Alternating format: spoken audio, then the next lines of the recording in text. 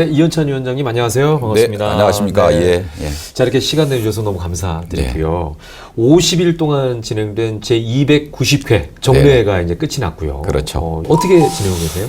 전체 우리 서울시 예산을 총괄하는 책임자로서 아무래도 이제 우리 집행부와 또 의원 상호간의 소통이 가장 중요하기 때문에 그 가교 역할을 하기 위해서 노력을 많이 했습니다. 머리 엄청 아프셨죠? 네, 많이 아팠지만은 그래도 또 우리 의원님들이 많이 도와주셔가지고 크게 무리 없이 예산 심사가 잘 마무리됐습니다. 2020년 예산 심사에 대해서 네. 총평을 좀 해주신다면 어떠셨어요? 이번 예산 심의가? 지금 이제 우리 서울시 예산이 아까 좀 전에 말씀드린 대로 약 한 52조라는 큰 예산을 이제 그 총괄하고 있었고 또 그 예산이 이제 어떻게 보면은 단 2주 만에 또 심의하고 의결해야 되는 그런 게 있었기 때문에 그 과정에서 여러 가지 이제 우여곡절이 있었겠죠. 다만 이제 저는 그 중간에서 그 역할을 이제 서울시와 또 우리 예산위원들과의 또 어떤 그 무리가 없이 그 예산 심사가 이루어질 수 있도록 그 중간에 역할을 해야 되기 때문에 어려운 점도 한두 가지 아니었습니다.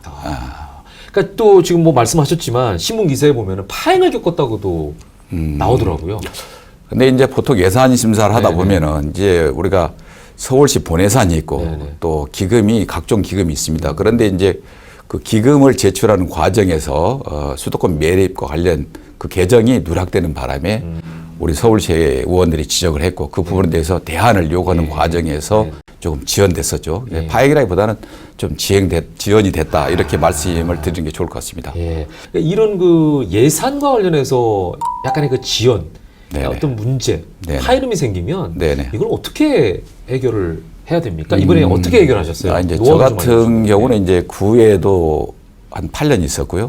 또 구의 의장도 있었고 그러면서 이제 경험이 일단 있으시네요. 그렇죠. 이제 구의 예산 경험이 또 많이 있었습니다. 그래서 이제 예산위원장 예산 들여보는 것도 중요하겠지만 더 중요한 것은 이제 예산 심사하는 거를 제대로 할 수 있도록 그런 그 자리를 제대로 이렇게 만들어주는 역할, 뭐 이런 것들이 예산위원장 역할이기 때문에 지난번 같은 경우도 이제 그 수도권 매립 개정이 빠뜨린 거에 대해서 집행부에다가 그 사과를 요구하고 또 거기에 대한 어떤 그 재발 방지를 요구하는 그런 과정에서 큰 문제 없이 또 우리 의원님들이 별 탈 없이 잘 따라줬기 때문에 계속 회의가 진행될 수 있었습니다.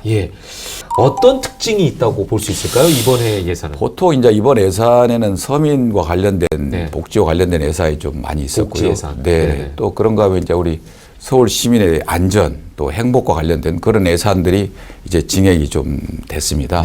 그래서 아무래도 우리 서울 시민한테 편안한 또 어떤 삶의 질을 높일 수 있는 그런 예산들을 아마 의원들이 자치구에 필요한 예산들을 아마 증액을 통해 가지고 반영을 했던 걸로 알고 있습니다. 특별히 이제 위원장님만 가지고 계신 원칙이 혹시 있을까요?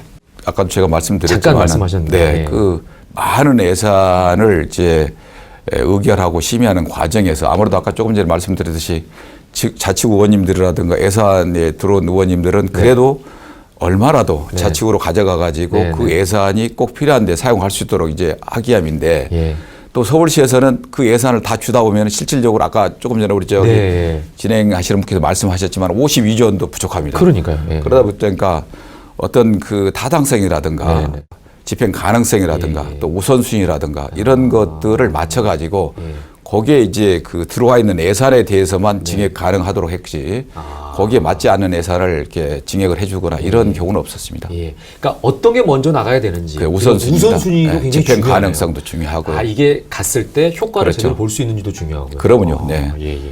근데 2019년 작년 경우에는 보니까 미집행 예산이 상당히 많았다라는 이제 지적이 있었어요. 전년도에 공원 부지를 일몰제로 적용해 가지고 아마 이제 그걸 다 그 매입을 해서 이제 공원을 만들려고 했던 부분이었는데 그 예산이 많이 증액이 돼 있었고 그런데 개인의 땅을 매입한다는 게 그 쉬운 일은 아니거든요. 공원 부지 들어와 있더라도 그래서 그런 부분들이 제대로 이행이 안 되다 보니까 그 예산이 전년도에 아마 그 불용되거나 이월된 예산이 아마 1조 한 3천억 정도 이렇게 됐던 걸로 그 예산도 꽤 많네요.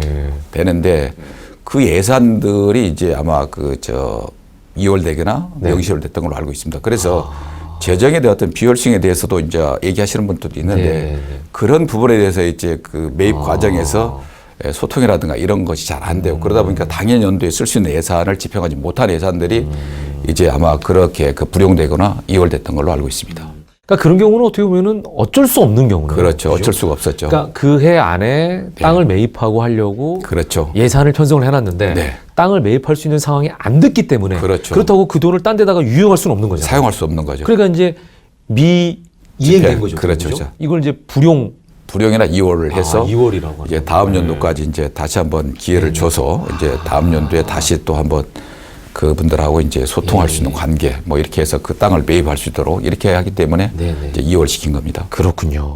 그렇다면 이번 예산안 심의에서는 이런 내용이 충분히 반영이 됐다고 볼 수 있는 건가요? 이런 모든 부분들이. 그러면요. 이제 그럴 수밖에 없는 게 전년도에 예를 들어서 예산을 잡아놓고 그때 집행을 못했거나 또 2월을 했거나 불용된 예산에 대해서는 또 2020년도에는 똑같은 게 이제 번복되면 안 되겠죠. 그래서 이제 그런 거에 대한 집행 가능성에 대해서 꼼꼼히 살펴봤고 또 그로 인해서 이제 집행하지 못할 예산에 대해서는 이제 예산을 적절하게 맞춘다거나 이렇게 해가지고 이번 예산에는 그런 그 불용이나 이월이 나오지 않도록 최선을 다했다 이렇게 말씀을 드릴 수 있겠습니다. 그럼 올해 2020년에 혹시 개인적으로 각오가 있으신지?